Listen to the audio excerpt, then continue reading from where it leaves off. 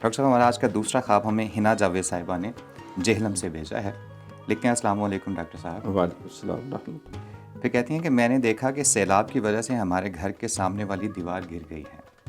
میں، میرے میاں اور میرے بچے اس دیوار کو دوبارہ کھڑی کرنے کی کوشش کرتے ہیں لیکن پانی کا ریلا آتا ہے اور وہ دیوار پھر گر جاتی ہے.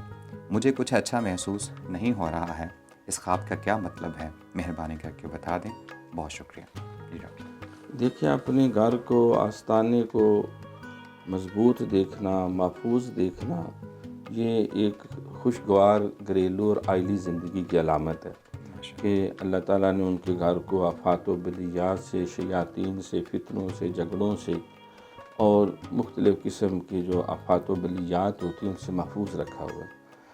تو اس طرح دیوار کا گر جانا وہ ایک حفاظت کا ذریعہ استحکام ہے.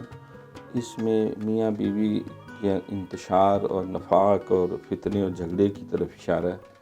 کوئی ریلا آیا ہے، کوئی سیلاب آیا ہے، کوئی ایسا واقعہ پیش آیا ہے یا کوئی بیرونی قوت ایسی، کوئی شیطانی قوت، کیونکہ معاشرے میں کئی لومڑ فطرت لوگ ہوتے ہیں، گھروں کے اندر بھی ہوتے ہیں. گھر کا بیدی لنکا ڈائے، کہ جس طرح کسی شاعر نے کہا کہ تیر کھا کے جو دیکھا کمین گاہ کی طرف تو اپنے ہی دوستوں سے ملاقات ہو گئی. تو بعض اوقات ہمارے دائیں بائیں مخلصین بظاہر ہوتے ہیں لیکن وہ حسد کی وجہ سے، ومن شر حاسد اذا حسد، اسی لیے فرمایا کہ تم اللہ سے پناہ طلب کرو، اے اللہ ہمیں حاسدوں کے حسد سے پناہ عطا فرماؤ. کیونکہ حسد جو ہے یہ اس کی بھی نیکیوں کو کھا جاتا ہے جیسے آگ خشک لکڑی کو کھا جاتی ہے، اور جس سے حسد کرتا ہے اس کا بھی وہ خراب پراپوگنڈا کرتا ہے. اس کی شہرت کو، عزت کو، جان کو، مال کو، اولاد کو وہ نقصان دینے کے در پہ رہتا ہے. چغل خوریاں شروع ہو جاتی ہے، غیبتیں شروع ہو جاتی ہیں، سازشیں شرارتیں شروع ہو جاتی ہیں. تو انسان کو اللہ سے پناہ طلب کرے اور اپنا حصار کرے، گھر کا بھی حصار کرے.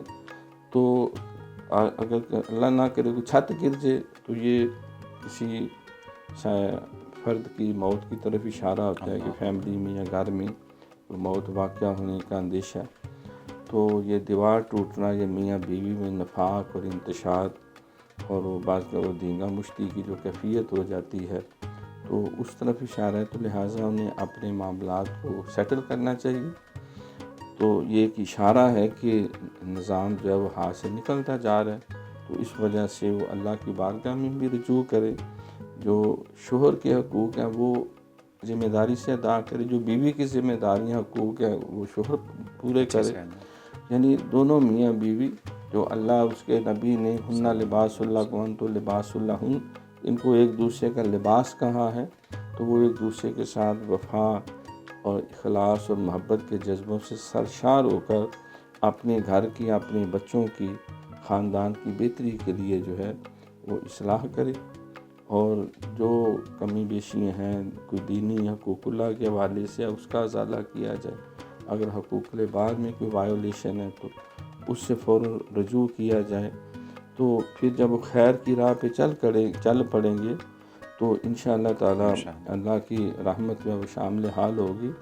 اور اس کے لیے استغفار جو ہے نا، استغفر اللہ ربی من کل ذنب واتوب الیہ، یہ کثرت سے پڑھا جائے کم از کم 300 دفعہ. اور اللہ توفیق دے تو صدقہ خیرات بھی دیا جائے. صدقہ اور کسی بزرگ سے، اللہ والوں سے دعا بھی لی جائے اور ان کے قریب بیٹھ کے اچھی تعلیم و تربیت بھی حاصل کی. بہت شکریہ ڈاکٹر صاحب. جی ہنا جاوید صاحبہ، جیسا کہ ڈاکٹر صاحب نے کہا کہ دیوار کا گرنا کسی حد تک عائلی زندگی میں انتشار کا ایک نشانہ یا ایک اشارہ ہو سکتا ہے. آپ کو چاہیے کہ آپ اپنی عائلی زندگی کو بہتر طریقے سے مینیج کرنے کی کوشش کریں اور استغفار کو لازم پکڑیں.